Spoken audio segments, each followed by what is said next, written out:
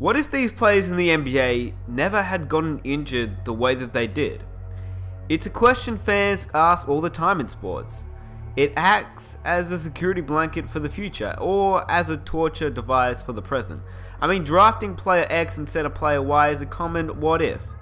But at the same time, it can be said for injuries as well. First of all these players are not in order. This list is not a ranking and is not at all inclusive. If you think I missed someone, tell me down in the comment section below. And while you're at it, leave a like on the video and tell me down below in the comment section what NBA video I should do next. Or you can also comment down below a what if scenario. Let's get into it. Number 1, Gilbert Arenas. Agent Zero had a pretty good NBA career. I mean, he had a brilliant start, although short-lived career in the NBA.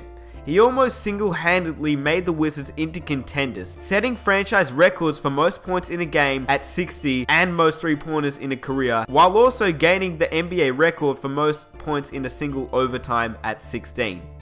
2 seasons back-to-back where he averaged 29 points and 28 points per game. But then, as we all know, Gilbert Arenas had a huge amount of injuries, and the injuries that he got were pretty bad. And unfortunately, it slowed this brilliant talent down, and Arenas was never able to dominate games the way he used to again. Number 2, Yao Ming. From the moment Yao Ming set foot in America in 2002, the 7'6" center had been at mercy of a heavy frame and glass feet. Yao missed the 2009-2010 season with a stress fracture in his left foot. He decided to try the same operation that saved Ilgauskas from a premature retirement. Doctors placed screws in Yao's foot to help strengthen the cracked bone.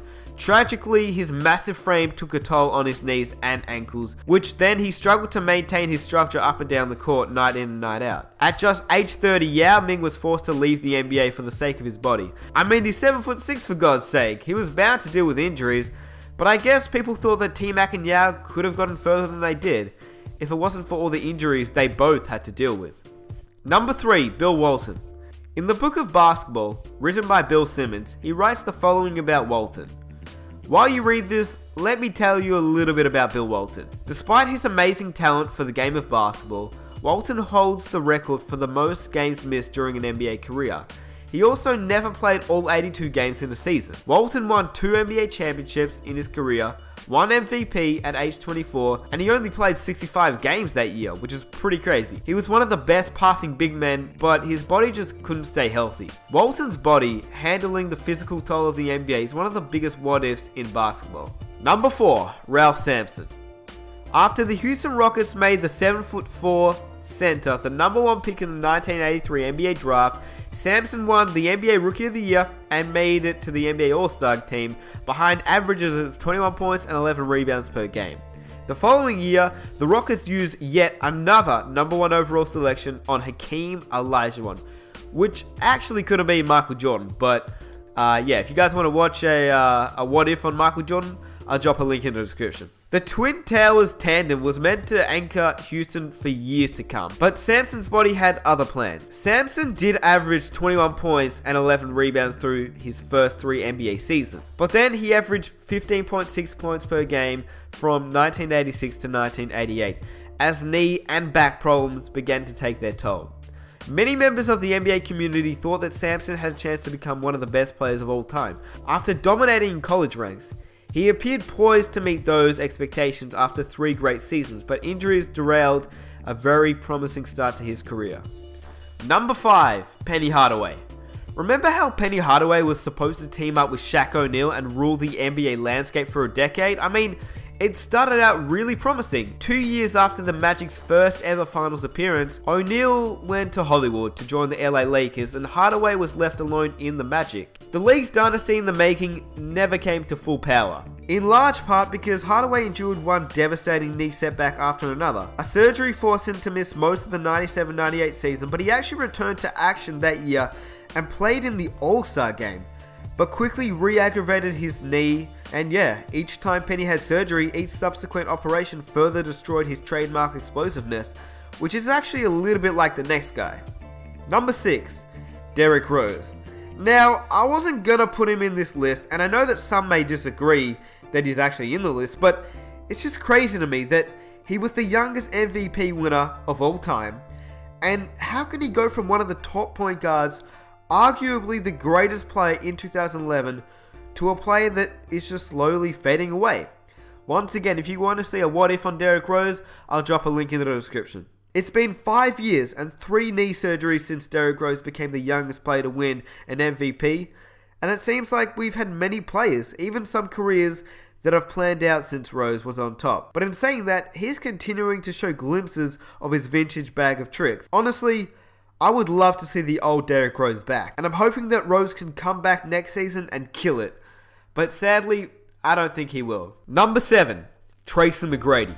Tracy McGrady was an absolute star in the NBA in the early 2000s, often drawing comparisons for his scoring to Kobe Bryant. He made 7 All-Star games and led the league in scoring twice, but issues with his back really took a toll, and he never made much of an impact after he turned 28. To give you an idea, Michael Jordan, Air Jordan, at age 31 was in the midst of a legendary championship run that cemented him in the eyes of many as the greatest player in NBA history.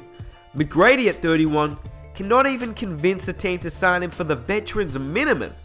How did one of the 5 greatest talents to ever glance at the hardwood fall so hard so fast? Maybe that's because for 8 seasons straight he averaged no less than 36 minutes per game. There are so many what ifs about Tracy McGrady. What if he never got injured? What if T-Mac stayed in Toronto with Vince Carter? What if McGrady played with a healthy Grant Hill? Which actually leads us into the next NBA player. But also, comment down below, should I do a what if on Tracy McGrady? And if so, which one should I do? Because there's so many of them. Number 8, Grant Hill. Grant Hill was a huge star coming out of Duke. The 2-time NCAA champion was taken 3rd overall in the 1994 NBA draft by the Detroit Pistons, and he regularly led his team in points and rebounds over his career. Hill put up points, rebounds, and assist numbers that only matched by LeBron James, Oscar Robertson, and Larry Bird. To give you a little bit of a perspective on Grant Hill, he was the LeBron James before LeBron James. He was actually projected to be one of the top players of all time, but tragically, Grant Hill obviously had the injuries. I mean, that's why he's on this list. But if you didn't know about Grant Hill, he could have been the LeBron James before LeBron James if it wasn't for his injuries. Unfortunately, once Hill left Detroit and joined contenders, his legs started to give out, and his effectiveness was drastically limited. Which is truly devastating, because if Grant Hill and Tracy McGrady could have both stayed healthy on the Magic, wow, you never know what they could have been. Number 9, Brandon Roy. Brandon Roy came into the league with many people believing that he would be a solid scorer, but they believed that he would be a solid scorer coming off the bench. But instead, they obviously found he could do a lot more than that. After being drafted by the Minnesota Timberwolves, Roy was immediately moved to the Trailblazers and played alongside LaMarcus Aldridge, who was actually the star in Portland. Brandon won Rookie of the Year in 2007, and it appeared that the league had its next greatest shooting guard. After making 3 All-Star games, the cartilage in his knees began to dwindle, and he struggled to garner the power in his legs that he needed to be effective. At just 27 years old, Brandon Roy retired from the NBA. He made a short comeback in attempt with Minnesota, the team that drafted him in 2012, but Roy only played in 5 games before needing another knee operation. And it's pretty sad that that's how his career played out. Number 10, Greg Oden. With hindsight, it's easy to blame the Portland Trailblazers front office for selecting Greg Oden ahead of Kevin Durant, but Oden's rare combination of size, athleticism, and basketball skill at the time was too good not to draft. And well, that's what the Blazers obviously thought. The sad thing is, the Blazers drafted Greg Oden, and they were looking so good. And I mean really good. Brandon Roy, LaMarcus Aldridge, a 20-year-old Nicholas Batum, and Greg Oden? I mean, that's a pretty solid 4 out of 5 guys. Unfortunately, injuries completely blew what this team could have become, with Roy and Oden constantly fighting injuries. Maybe this is another what-if scenario that you guys would like to see. Comment down below. It's also really sad because Oden wasn't one of those players like Kwame Brown or Anthony Bennett.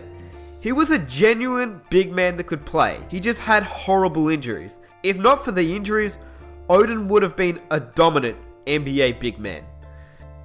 Now, that is 1 to 10. Obviously, like I said before, this is not in order, And there are plenty of other players. Like some honorable mentions, I guess would have to be Sam Bowie, Andrew Bynum, Danny Manning, TJ Ford, Brad Daugherty, and probably Jay Williams. Now, yeah, if you guys have any players that you reckon should be in this list, comment them down below, and I would really appreciate it if you guys could drop a like on this video for the next what if scenario. And while you're at it, comment down below a what if scenario that you have down in the comment section below. If you're new to this channel, definitely hit that subscribe button for more what ifs and more videos to come. And without further ado, it's been your boy Nick Smith, and I'm out. Peace.